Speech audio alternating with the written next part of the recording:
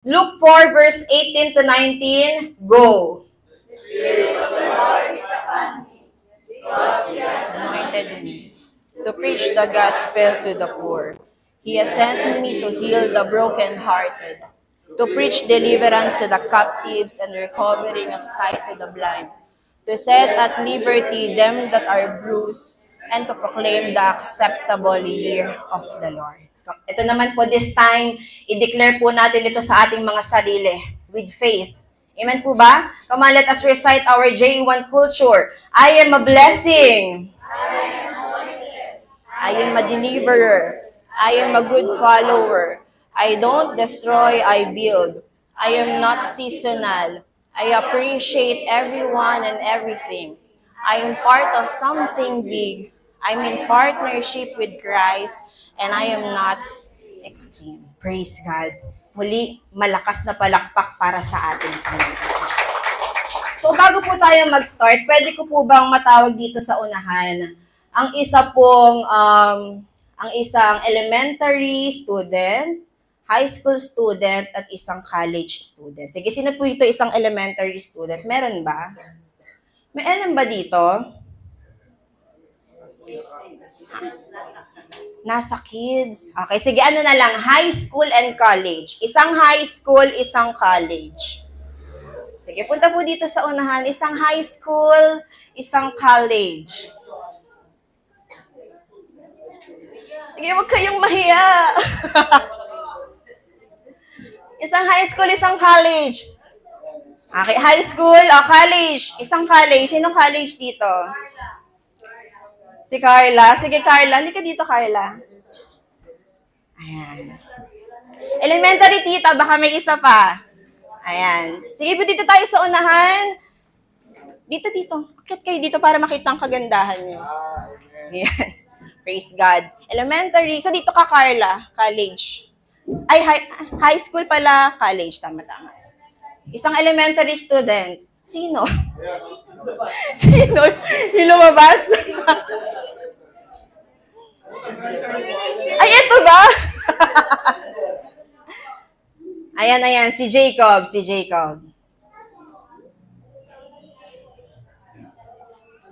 Sige, punta ka dito sa unahan, Jacob.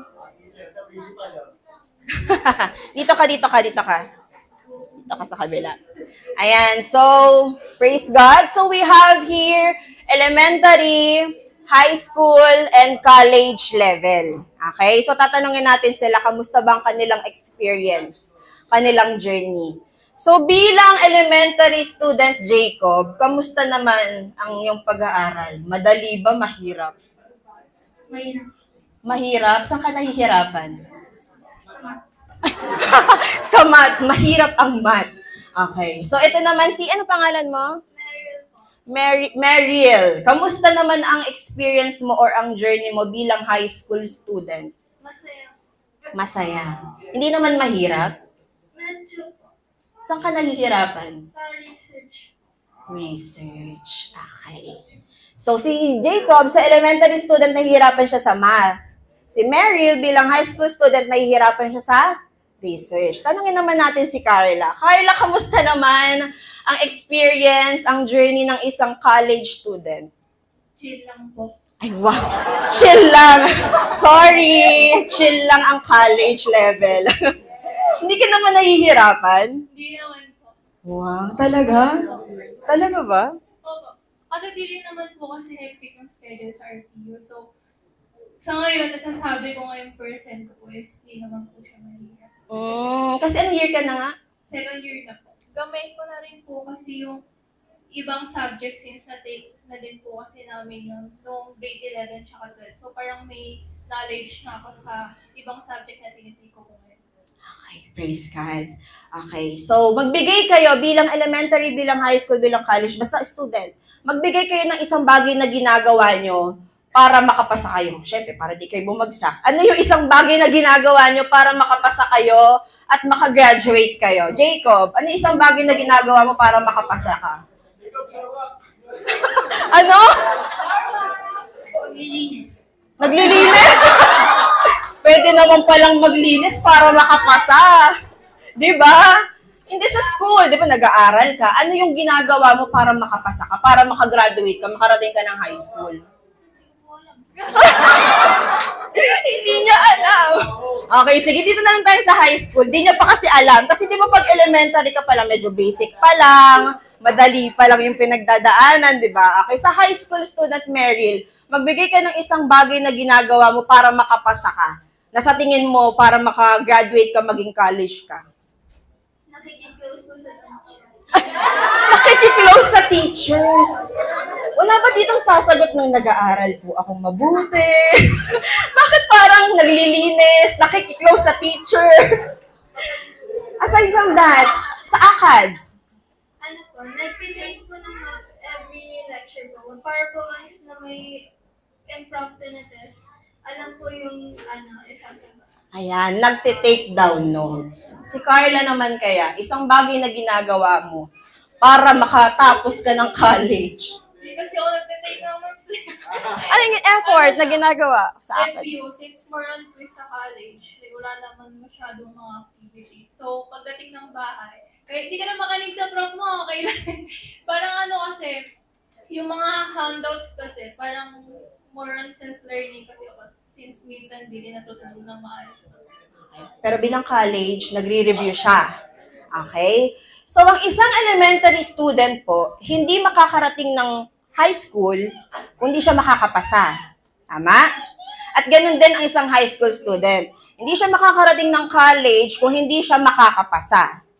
At ganun din naman yung college. Hindi siya makakagraduate kung hindi siya makakapasa.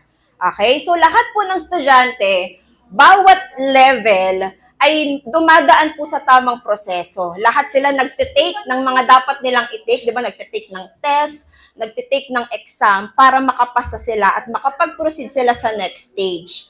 Tama po ba? But let's imagine this. Paano po kung natakot si Jacob at natakot si Meryl na mag-take ng exam? Sa tingin niyo po ba makakapag-college po sila? Hindi. Hindi alam. Okay, hindi po, di ba? Aminin po kasi natin na the more na pa-level up ka ng pa-level up, pahirap ng pahirap yung journey. Di ba? Si Jacob parang chill-chill lang, basic pa lang siya.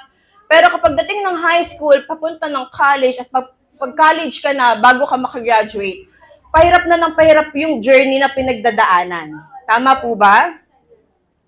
Kung wala pong nag-undergo ng tamang process, kung wala pong tumanggap ng test, wala pong makakarating sa next level. Tama po ba? Sige po, thank you so much sa inyo. Praise God. Okay, so school is teaching us something na madadala natin for the rest of our lives. Which is what? There's a test. There's a test na dapat nating harapin.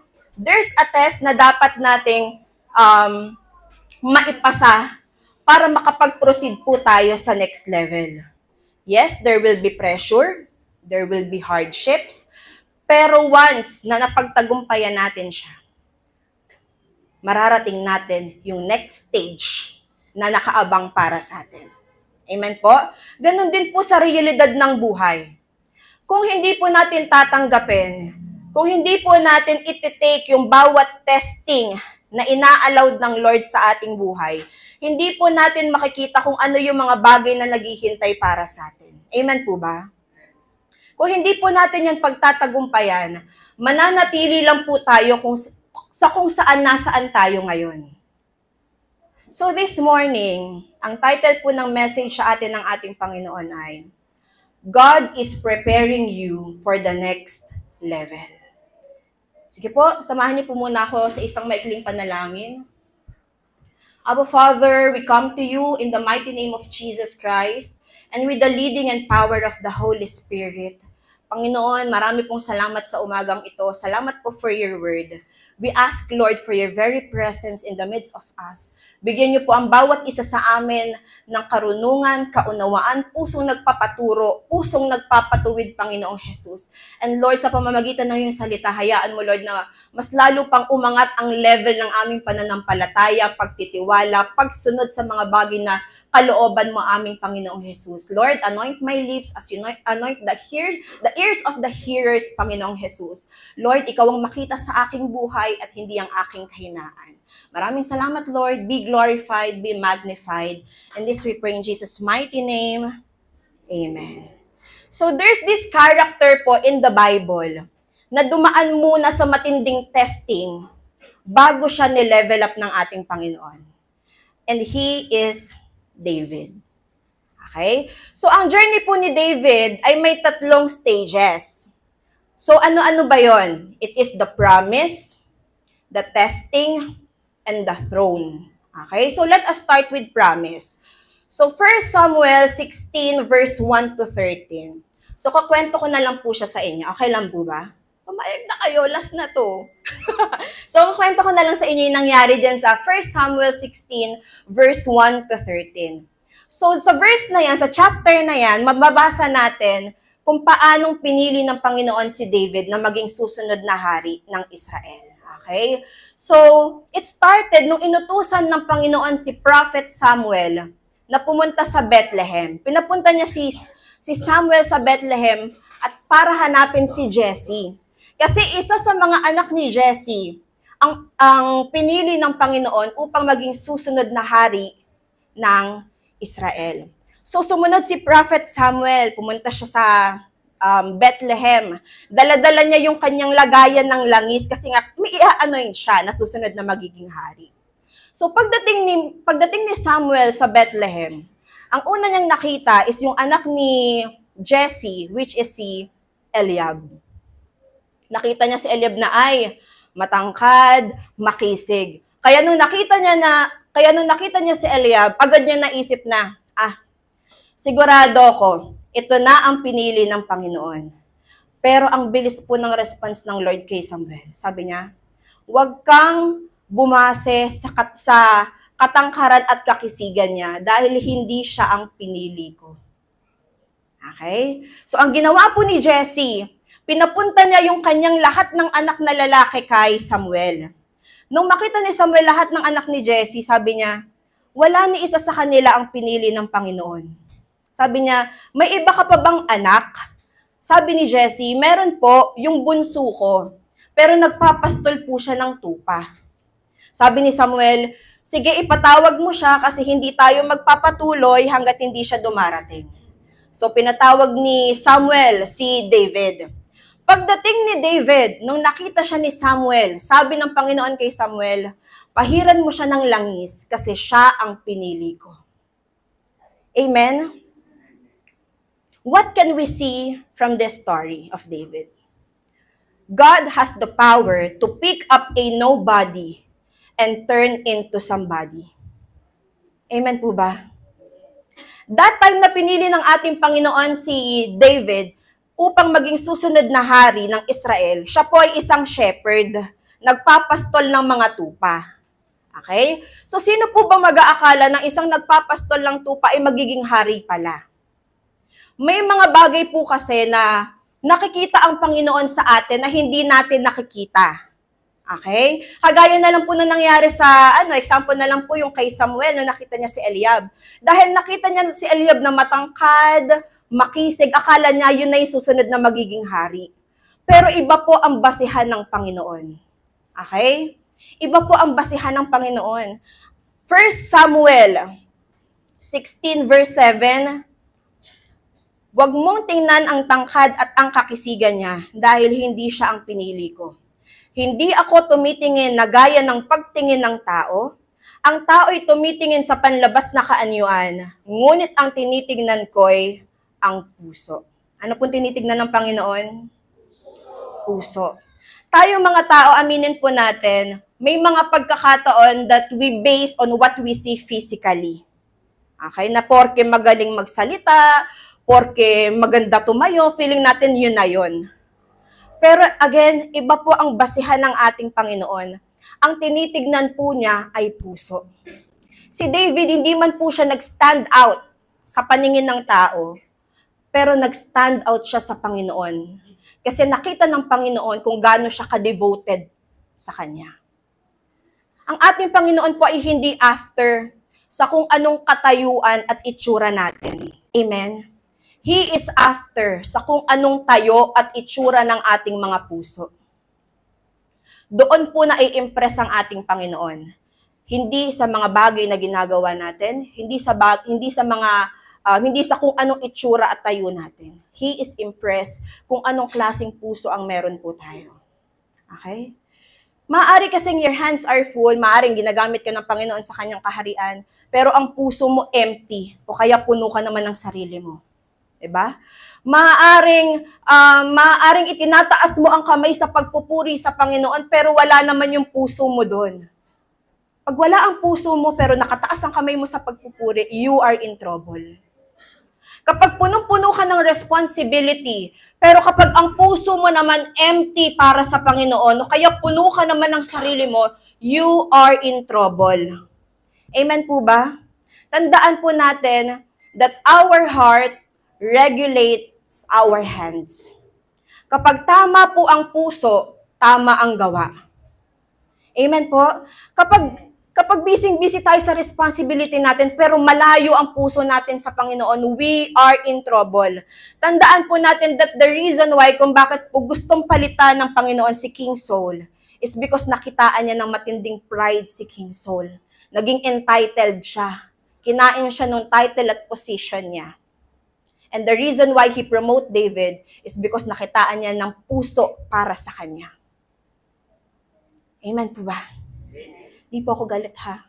Ganito lang po talaga ako magturo. Ayan. So maaari ngayon, pa-attend ka lang or hindi ka masyadong napapansin.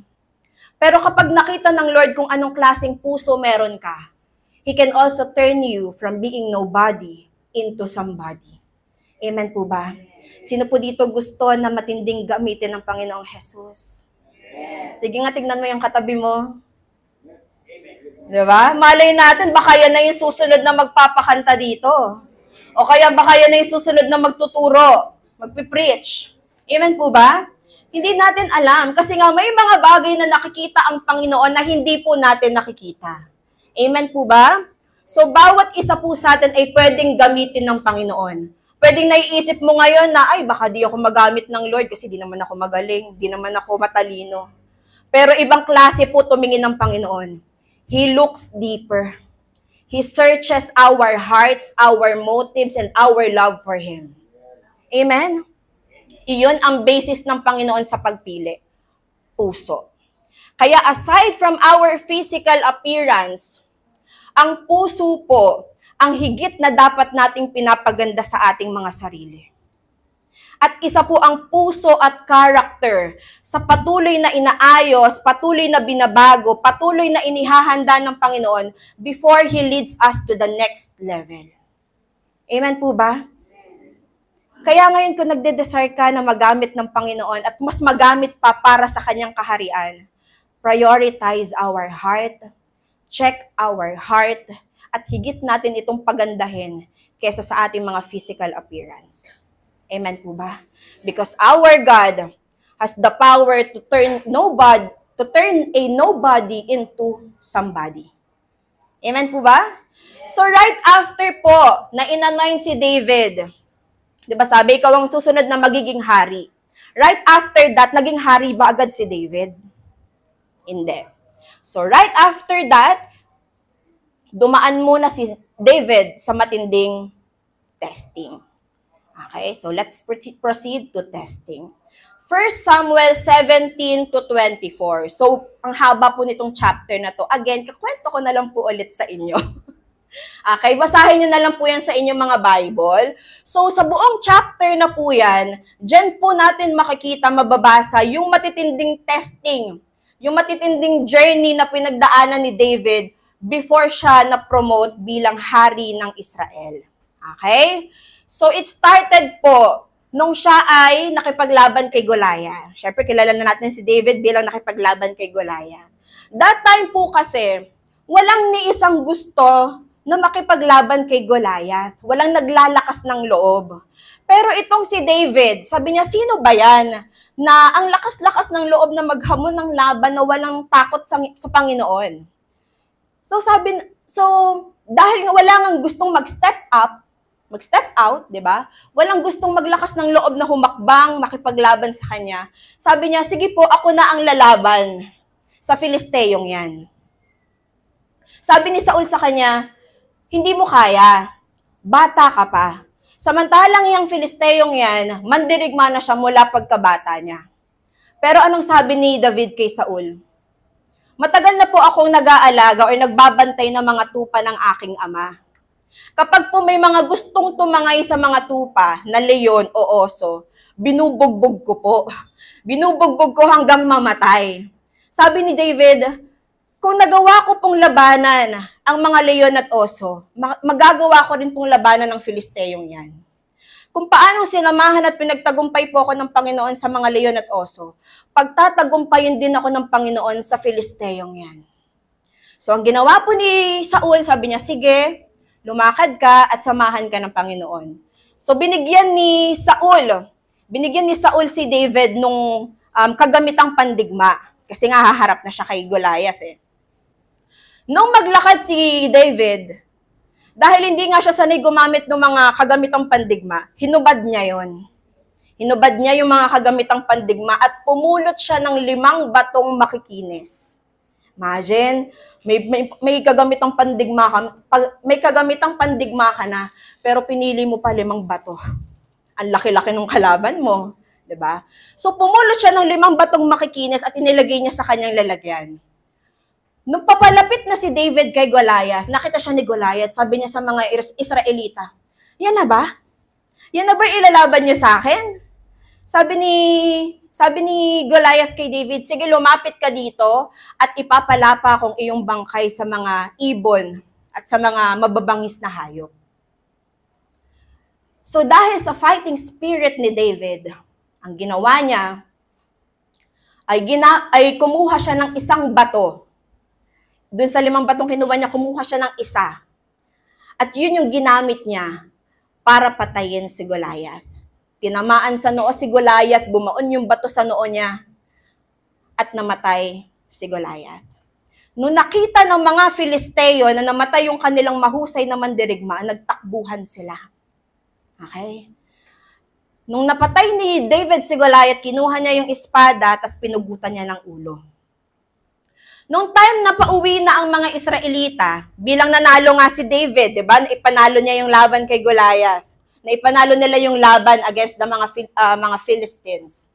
Nung pauwi na ang mga Israelita, sinalubong po sila ng mga iba't ibang babae mula sa bayan ng Israel. So nagsiselebrate sila, kumakanta sila, sumasayaw sila. Meron pa doon, pag binasa nyo itong chapter na to, may kanta doon na si Saul, ang napatay niya ay 1,000-libo. Pero si David, ang napatay niya ay tig-sa 10,000. Nung narinig ni Saul yung kantang yon, nagalit siya.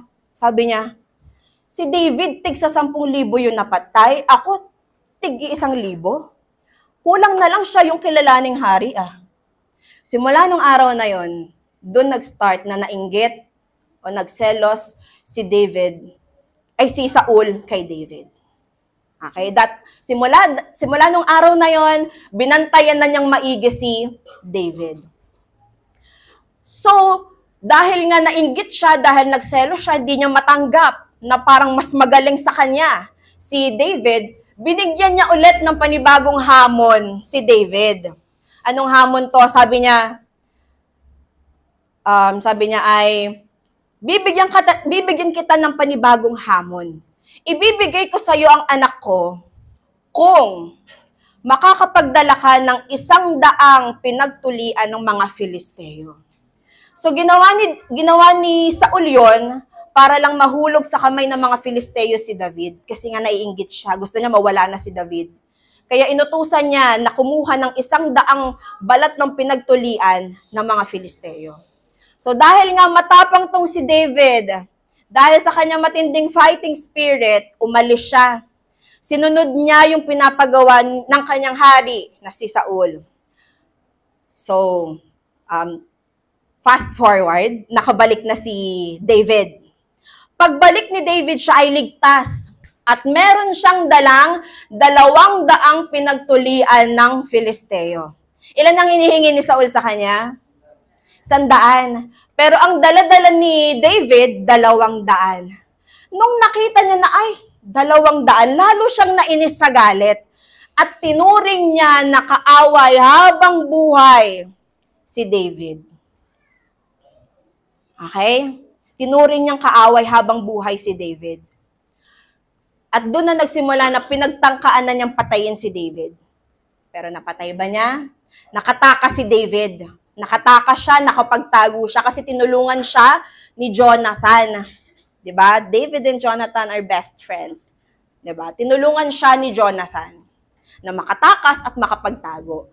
Nung nalaman ni Saul na yung mismong anak niya ang tumulong kay David na makatakas, galit na galit siya.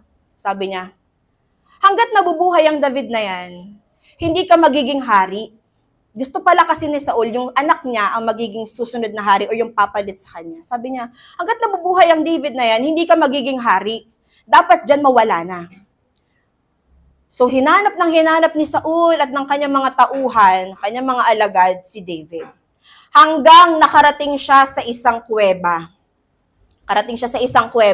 Pumasok siya doon, tapos may ginawa siya, dumumi siya, si Saul. Without him knowing na sa mismo or sa same kuweba na yon, doon din pala nagtatago si David. Okay? Anong ginawa ni David nung nakita niya si Saul? Lumapit siya. Pumutol siya ng kapirasong tela sa laylayan ng damit ni Saul. Sabi ng mga tauhan niya, David, ito na yung sinasabi ng Panginoon sa'yo na ibibigay niya sa mga kamay mo ang iyong kaaway. 'Di ba? Pero imbis na patayin ni David, si Saul, anong ginawa niya? Pumutol lang siya ng kapirasong tela. Nung palabas na si Saul, tinawag niya, sabi niya, mahal na hari, bakit po kayo naniniwala sa mga nagsasabi sa inyo na gusto ko kayong patayin? Sabi niya, ito po ang kapirasong tela na pinutol ko sa inyo. Pinutol ko pero hindi ko kayo pinatay. Patunay na wala po akong masamang intensyon at pagre-rebelde sa inyo. Pagkatapos magsalita ni David, sabi ni Saul sa kanya, anak, ikaw ba yan? At nagsimula siyang humagulgol. Sabi niya, mas matuwid ka kaysa sa akin. Bakit kaya kahit binigay na ng Panginoon kay David ang kanyang kaaway, hindi niya sinaktan, hindi niya ginawa ng masama? Sabi niya, I cannot touch God's anointed. Kahit na ginawa na siya ng masama, pinili niya pa rin na maging bigger person. Nirerespeto niya yung hari. Yung hari niya na nakasakit sa kanya at nagtatangkang patayin siya. Amen po ba? So what can we see from this story? God will test you first before He elevates you. Amen? Si David, hindi naman agad-agad after siyang i-anoint, naging hari na. Pinadaan muna siya ng Panginoon sa matitinding testing, hindi para pahirapan, kundi para mahasa at maging handa sa next level na inihanda ng Panginoon sa kanya. So testing is not just made para lang maging matatag at dependent tayo sa Panginoon. Testing is also made as part of God's preparation para sa ating lahat. Amen po ba? Gusto ng Diyos na maging handa tayo. Gusto ng Diyos na lalo pa tayong mahasa before He leads us to the next level ng ating buhay paglilingkod. Kaya nga ngayon, di ba, kaya gano'n na lang katindi yung mga testing na nararanasan natin eh. Kasi there's something in you. There's something in us na nakikita ng Panginoon na mightily, effectively magagamit sa Kanyang kaharian. Amen po ba? Kung hindi ka nakakaranas ng testing, magtaka ka na. Pero kung habang patagal ng patagal kang naglilingkod sa Panginoon, patindi din ng patindi yung testing mo. Ibig sabihin, may nakalaang napakagandang future si Lord para sa'yo. It means He is preparing you for a specific purpose. It means He is preparing you for the next level. Amen? If there's Goliath in front of you, it means there's David inside of you. Amen? Parte po ng plano ng ating Panginoon na padaanin tayo sa mahihirap at masasakit na proseso. Tandaan po natin that grapes are crushed to become wine. Diamonds are formed deep under pressure. Oil flows when olives are pressed, and seeds grow in hidden and dark places. So when you feel crushed, pressed, or buried, you're not being punished. You're being prepared. Amen? May nakikita ang Panginoon na pagdadalhan niya sa'yo, kaya pinadadaan ka niya ngayon sa matinding testing and training. Gusto ng Diyos na mailabas niya yung pinaka-the best na potential na meron ka, kaya patuloy ka niyang minomold. Amen po ba? Sino dito gustong makarating sa next level ng kanyang buhay paglilingkod? Huwag kang matatakot na dumaan sa matinding testing. Amen? Marami kasi ang may gusto ng breakthrough, pero konti lang yung gustong dumaan sa breaking. Amen po ba? So testify ko lang po sa inyo na sa biyaya po ng Panginoon, ako po ay 9 years na naglilingkod sa Kanya. So sa loob po ng 9 years na yon, hindi po siya naging madali. Napakadami pong pag-iyak, napakadami pong breaking, napakadaming crashing, up until now, meron pa din. Pero pinagpapasalamat ko sa Diyos na inallowed niya na mangyari ang lahat ng yun, na inallowed niya na maranasan ko ang lahat ng yun. Kasi now it makes sense. He is leading me pala to the next level. Amen po ba? Kaya ngayon, kung ilang taon ka ng Kristiyano, ilang taon ka na naglilingkod sa Panginoon, kung patindi ng patindi yung breaking, yung crashing, yung testing, it is because He is leading you to the next level. Amen? Pero ano ba yung isa sa pinakamatinding testing na pinagdaanan ni David? 1 Samuel 24 verse 1 to 22. Ito po yung time na ibinigay ng Panginoon sa kamay niya si Saul. Kung tutuusin, pwede na niyang patayin si Saul that time pero hindi niya ginawa. Kahit na ang sama-sama sa kanya ni Saul, kahit gusto siyang patayin, he still chose to respect his king. Tayo kaya ba natin gawan ng mabuti ang mga taong nakasakit sa atin? Kapag ba inihirap sa'yo ng Panginoon ngayon yung taong nakasakit sa'yo, how will you respond? Tandaan po natin that even the people or even the person that is closest to your heart can be used by God to test you upang mapalabas kung anong klaseng puso ang meron ka. Amen? Parte ng testing sa atin ng Panginoon kung paano natin pakikitunguan ang mga taong nakasakit at nakagawa ng hindi maganda sa atin. So, paano po ba tayo magre-respond sa hurt and betrayal?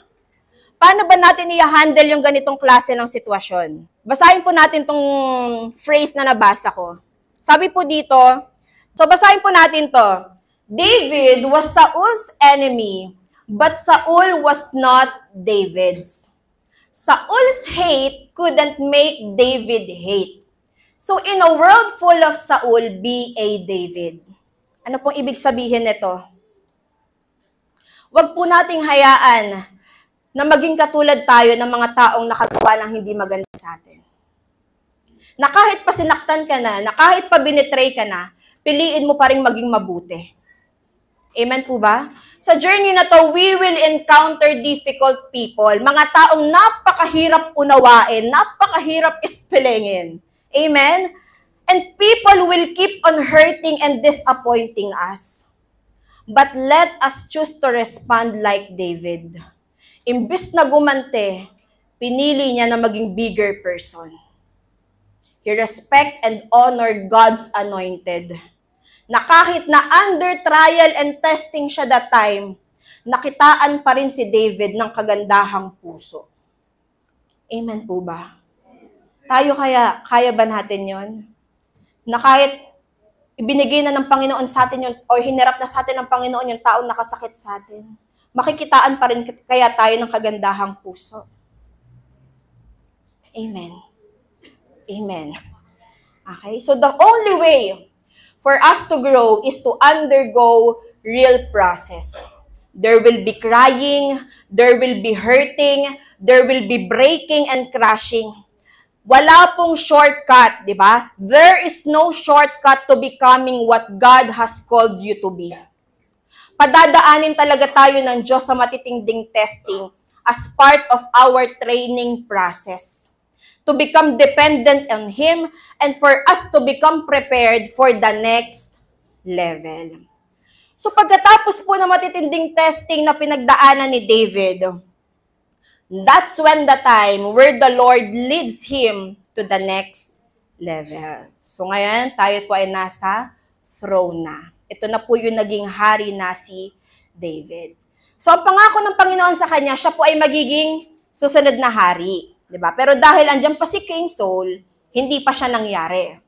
So mababasa po natin sa 1 Samuel 31, verse 1 to 13, mababasa po natin dito kung paano namatay si Saul. Kung ano po yung mga pinagdaanan niya. Okay? So nakipaglaban ang mga Filisteo sa mga Israelita sa bundok ng Gilboa.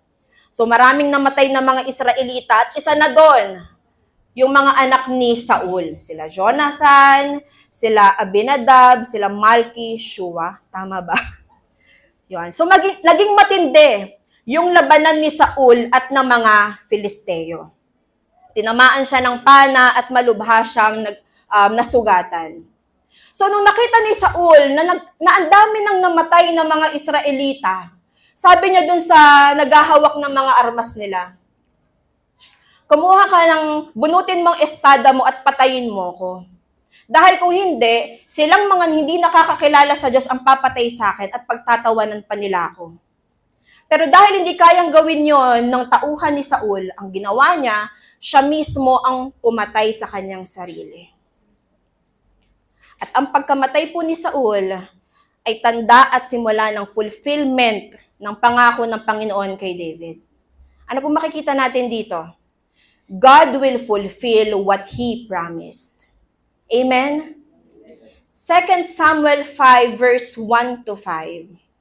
Dito po natin mababasa kung paanong naging hari ng Israel, kinilala ng Israel na bagong hari si David. Ang lahat ng Israel ay pumunta kay David sa Hebron at sinabi, "Kadugo niyo po kami. Mula pa noong una, kahit si Saul pa ang hari namin, kayo na ang namumuno sa mga Israelita sa kanilang mga pakikipaglaban. At sinabi sa inyo ng Panginoon, ikaw ang gagabay sa mga mamamayan kong Israelita, gaya ng paggabay ng isang pastol sa mga tupa niya. Ikaw ang magiging pinuno nila." Kaya roon sa Hebron, gumawa ng kasunduan si David sa mga tagapamahala ng Israel sa presensya ng Panginoon.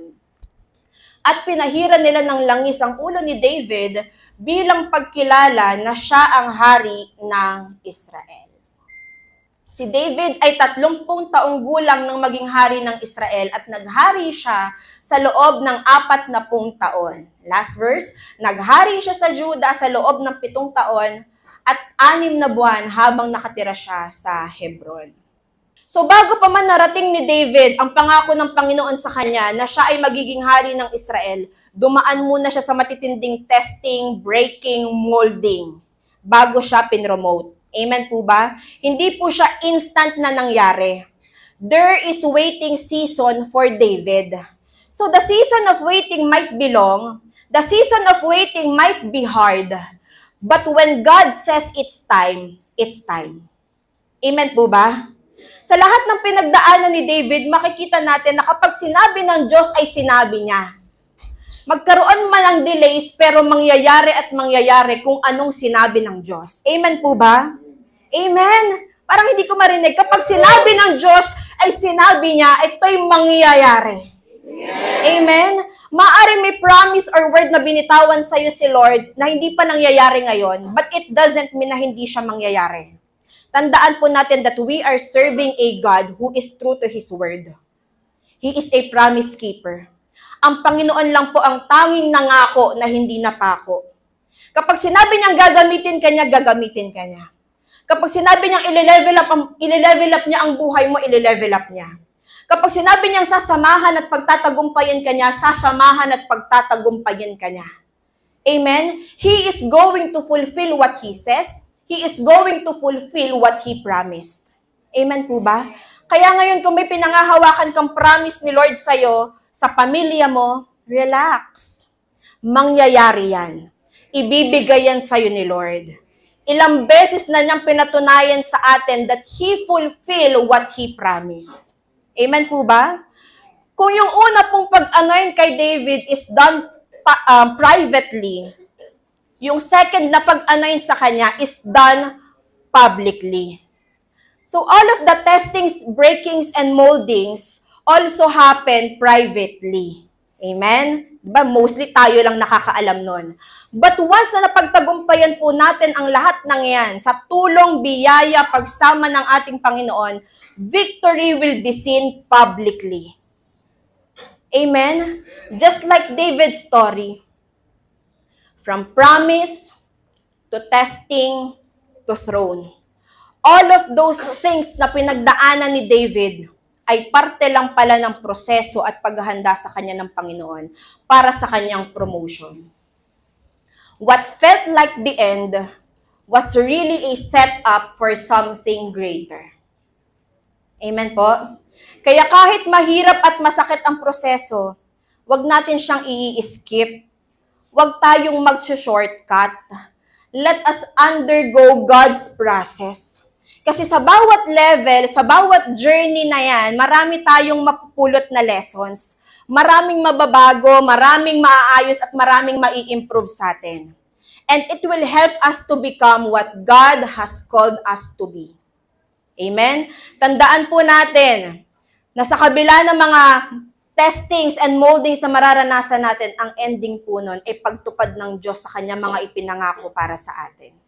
Kaya kung gusto mong mag-grow at mag-level up ang iyong buhay at ang iyong buhay paglilingkod, learn to trust God's process and timeline.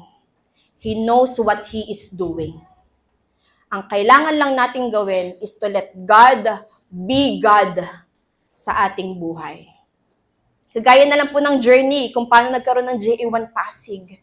Diba? Napakadaming breaking, napakadaming testing, napakadaming iniyak, iniluhod sa Panginoon. Pero anong nangyari? It leads us to the next level. Nag-expand yung kaharian ng Panginoon. Ipinanganak ang JA1 Pasig. Amen po ba? Lahat ng mga hindi magagandang bagay na nangyari from the past, the Lord will turn it for good.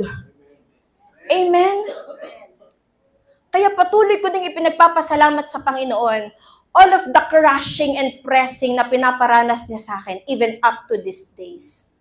Napakasakit, napakadaming pagtatapyas, napakadaming breakings, na minsan mapapa-question na lang ako sa Panginoon na, Lord, hanggang kailan? Parang sunod-sunod naman, Lord, na parang even the most important people in my life, tinatapyas mo. Pero ngayon ko siya nauunawaan because the Lord is preparing me pala for the next level. Which is what? Another mission na ipinapagawa ng Panginoon sa akin sa Bicol. Kasi dito, okay na ako eh. Nakikita ko yung papa ko, nagagamit na ng Lord, at tiwala na ako na kapag ang isang lalaki sa pamilya ang nag-lead, madadala niya ang kanyang buong pamilya. Amen? Kaya okay na ako, sabi ko, Lord, kaya pala pinadaan mo ako sa ganung katitinding testing, katitinding breaking. Kasi dadalhin mo pala ako sa next level to win my husband's family closer to God. Kasi dito lahat na ng pamilya ko kasama ko, naglilingkod na sila, mahal na nila ang Panginoon. Pero yung pamilya ng asawa ko, wala pa silang relationship kay Lord. At doon pala ako dadalhin ng Lord. That is the next level pala na inihahanda niya sa akin. Again, church, if you are being tested by God, it's because God is preparing you for the next level. Amen? Hindi ka lang hanggang dyan. Hindi ka lang taga-upo. Hindi ka lang taga-kinig. May pagdadalhan sa'yo ang Panginoon. He is going to entrust you. He is going to elevate you to do a specific purpose para sa kanyang kaharian. Amen po ba? Sige po, let us all stand up. Sa oras pong ito, all of us are going through a testing, through a breaking. At alam po natin na hindi po madali na dumaan sa ganitong klase ng journey. Amen po ba? Sa oras pong ito, find a partner. Sige, find a partner. Tigdadalawa kayo. Find a partner and start praying for that person. Come on. Find a prayer partner sa umagang ito.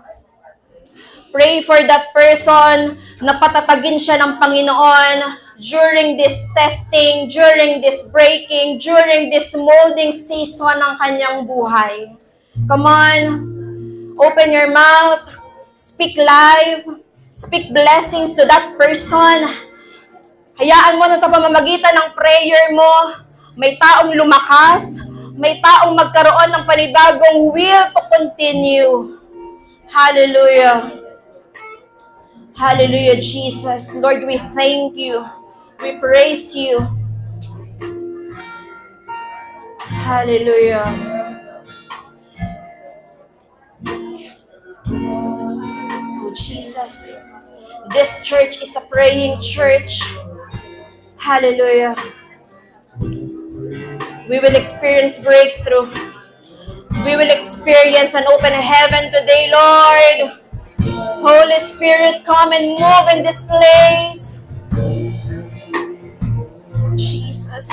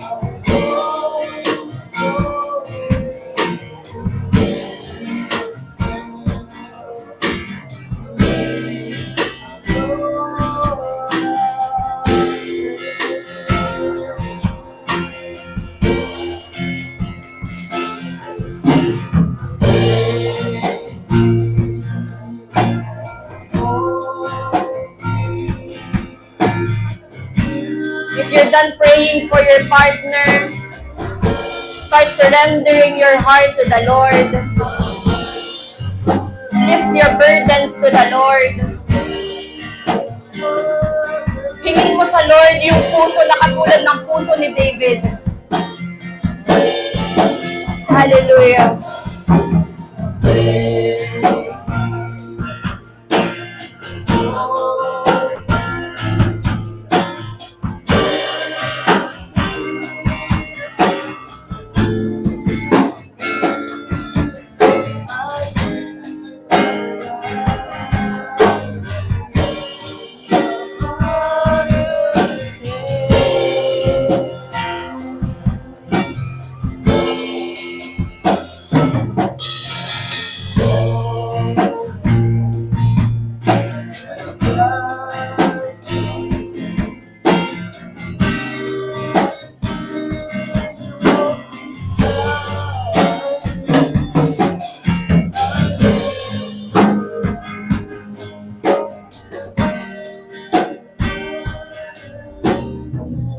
This time, can we lift up our hands to the Lord? It's okay not to be okay. It's okay na maging vulnerable tayo sa harap ng Panginoon. Kung may bigat kang nararamdaman right now, kung gusto mong iiyak yan sa Diyos, kung gusto mo yung iluhod sa Diyos, then do it right now. Ramdam ka ng Diyos. Hingin mo sa Diyos yung puso na katulad ng puso ni David. Pusong pipiliing mas maging mabuti to become a bigger person kaysa ang gumante sa taong nakasakit sa'yo. Hingin mo sa Lord yung courage na mapagtagumpayan mo lahat ng pagsubok na dinadaanan mo ngayon. Hindi siya magiging madali, pero may promise ang Lord. Pinahihintulutan niya na mangyari lahat ng yan. It is because He is preparing you for the next level. Again, sabi ng Lord, hindi ka lang hanggang dyan. Hindi ka lang basta uma-attend. Hindi ka lang laging nakikinig. God is going to use you. Kahit pa sa tingin mo, hindi ka qualified. The Lord looks deeper. He is not looking on what we can do. He is not looking on our physical appearance. He is looking at our hearts. Come on. Ask the Lord to continue to shape you, to mold you. Sabi mo sa Lord, Lord, tulungan mo ko na mapagtagumpayan to. Kung paano sinamahan at pinagtagumpayan mo si David, Lord, gawin mo rin sa akin. And Lord, as you prepare me for the next level, Lord, tulungan mo ako to be patient, to patiently wait for that to happen. Amen.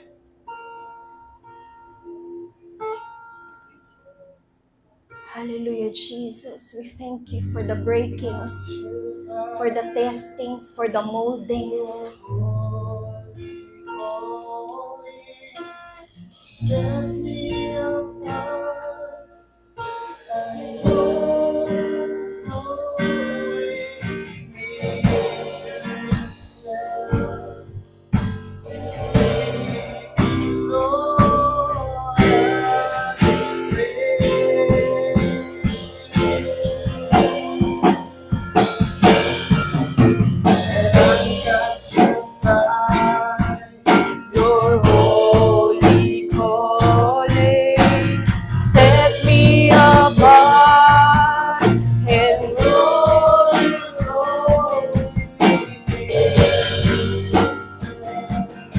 I let us sing this song for the Lord.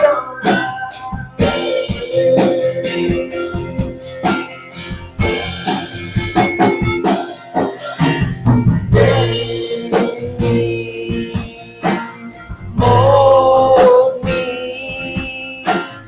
use me, fill me. I lay my life to you. My potter's hand.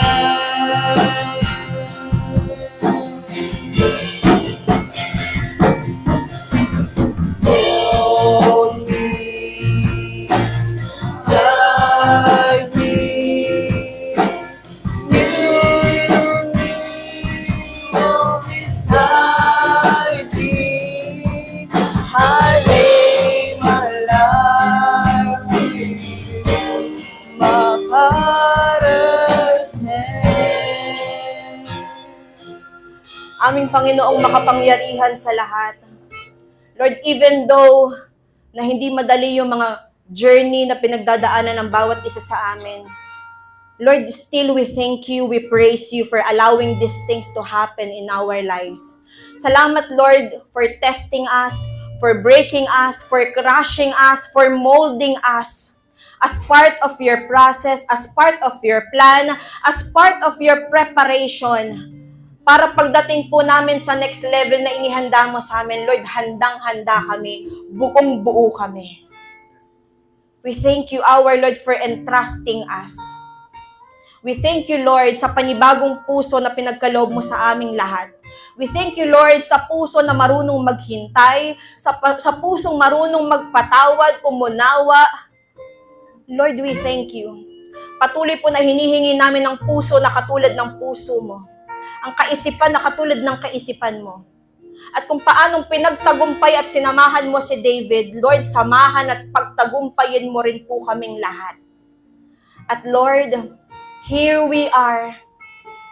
Gamitin mo kami hanggang sa nais mo. Nayurak ang katawan mo sa krus ng Kalbaryo. Heto kami, Panginoon, buong buo. Gamitin mo hanggang sa nais mo. Salamat, Panginoon. Salamat na lalabas kami sa bulwagang to, sa church na to, Panginoon. na nilevel up mong aming pagtitiwala, na nilevel up mong aming pananampalataya, na nilevel up mong aming paniniwala sa iyo, aming Panginoong Jesus. Salamat, Lord, kasi napakaganda pala ng plano mo para sa aming lahat. JE1 Pasig, JE1 family will be used for a greater purpose sa iyo pong kaharian. Sa iyo po namin ibinabalik ang pinakamataas na papuri, pagsamba, pagluwalhati at pasasalamat. And this we pray in Jesus' mighty name. Amen.